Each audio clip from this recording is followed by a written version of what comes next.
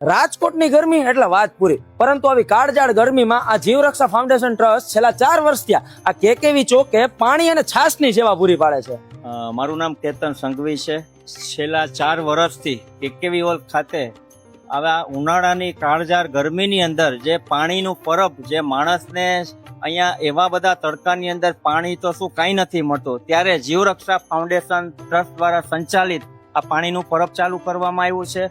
અને 24/7 કે ઉનાળાના 4 મહિના એની ટાઈમ દર 1 કલાકે અહીંયા જગ બદલવામાં આવશે અને રોજ 150 થી વધારે પાણીના જગ અહીંયા ખાલી થશે. મતલબ ગણો તો 3000 લીટરથી પણ વધારે પાણીનો લોકો લાભ લેશે.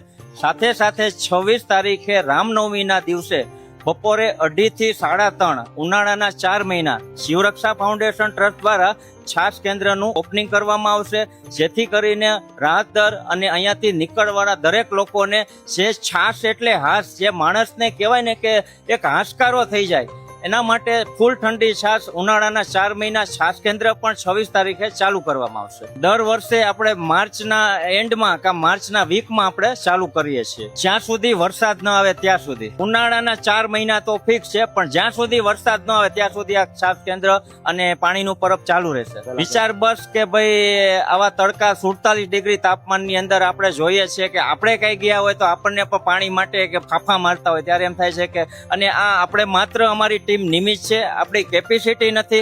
દાતા પરિવારના સહયોગથી આ બધો કાર્ય થઈ રહ્યા છે, આપણે કાંઈ નથી આમાં. અમારી ટીમમાં સક્રિય 45 થી વધારે લેડીઝ અને જેન્ટ્સ સક્રિય છે કે એક અવાજે બધા સાથે ઉભા રહી અને બધાના સાથ સહયોગથી આ કાર્ય થઈ શકે છે. એક વ્યક્તિનું કામ નથી.